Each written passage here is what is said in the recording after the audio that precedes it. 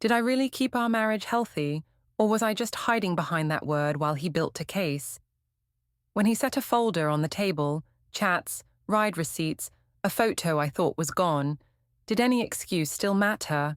If nothing can erase it, is this the moment my husband ends our family for good? My name is Effie Vale, 31, cashier at Brightmart, fast with smiles and faster with excuses. My husband is Rowan, 34, an electrician who trusts routine and keeps tools in neat rows. Our daughter Poppy is 5 and notices everything but speaks in small questions about pancakes and songs. Nico from the rooftop bar liked to keep things light and distant. I told myself that was harmless and called it maintenance. My sister Lila called me brave and told me to ignore judgment. My mother Yara said peace matters more than rules. Rowan's mother Maura said respect comes first. His father Glenn asked for a plan instead of noise. My co-worker Jen watched me miss time, stamps, and asked if I was sure. I believed my line that attention from others made me kinder at home. I said Rowan's requests for calendars and early nights were control. I said a modern woman refuses cages. Now I see a different frame. He moved money into a fund with our child's name. He slept on the couch. He spoke softly about space, and he started collecting dates. He met a lawyer named Henry Cole and came back with forms that used calm words like separation, schedule, and standing order. I still want to say I did it for us, but the folder sits between us like a brick, and he says trust cannot be rebuilt with captions and jokes. He says he wants out, and the worst part is how quiet he sounds when he says it. I set the apartment like a stage and told myself I was doing maintenance, not harm. I said outside attention kept me kind at home and said Rowan should be proud I was honest. He asked if my late nights were work or fun, and I said his worry was the real problem. He asked why my location was off, and I said my phone saved battery and my heart needed air. At Sunday lunch I repeated that modern couples survive by honesty about needs. Maura called it disrespect. Glenn asked about Poppy's bedtime. Leela called me real. Yara said no one should judge. I posted a patio photo and tagged everyone but Rowan, then told friends he asked to be left out. He went quiet and washed dishes in careful lines. I told myself I had won the room. After guests left, he said he needed space and took a blanket to the couch. I fell asleep, warm with likes. In the morning, the joint card alerts were gone. The shared tablet no longer showed his mail, and a new bank nickname stared at me like a label. Poppy Camp Fund. I told Rowan I needed me time and said new classes would steady my mood. Then I booked a late spin block and messaged Nico about a quick form check that I called networking. I kept my location off and said my phone was saving battery. When Rowan asked for a shared calendar so pickup stayed smooth, I said a calendar was a leash. At Brightmart, I told Jen my phone had died the night before.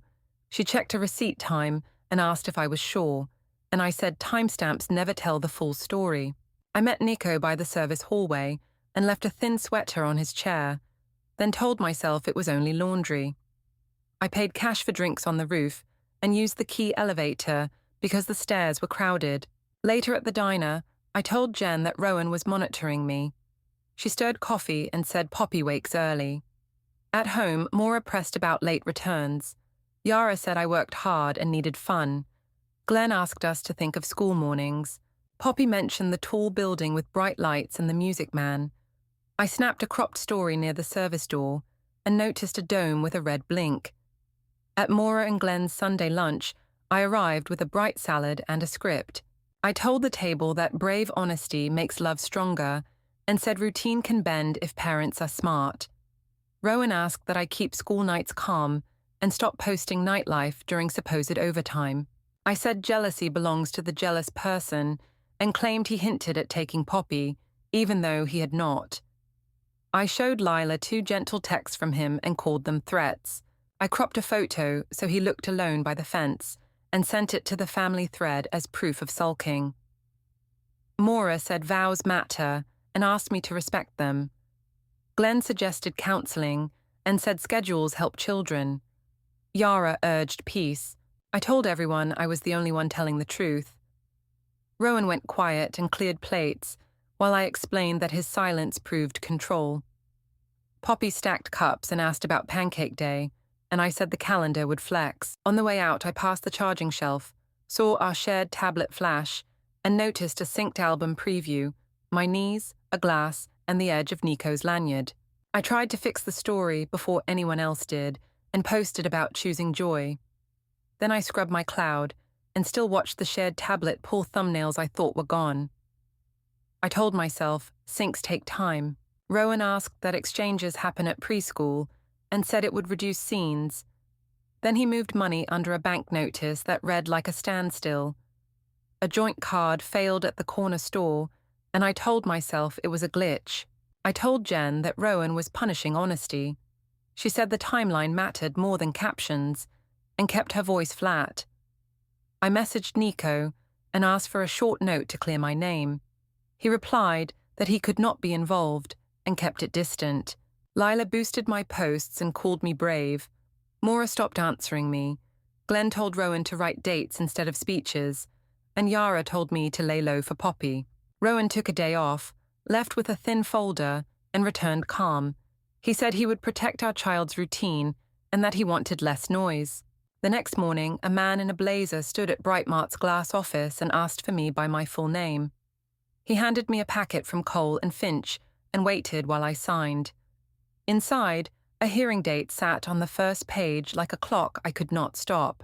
They came to the apartment like two teams, his parents on one side, mine on the other, and Rowan set the folder on the coffee table and said we would keep voices low. He laid out a timeline that ran like a rail, ride logs that matched rooftop nights, key elevator entries, card charges, synced photos, late pickups, and my captions lined beside claimed overtime. I said he had driven me away, and said lunch breaks do not count, and I said I kept the marriage alive. I blamed stress, said everyone flirts, said my honesty should matter more than paperwork. Maura said trust cannot breathe under lies, and looked at Poppy playing with blocks. Glenn asked about a calm exchange plan and a place for me to stay. Yara cried and asked if we could try a pause.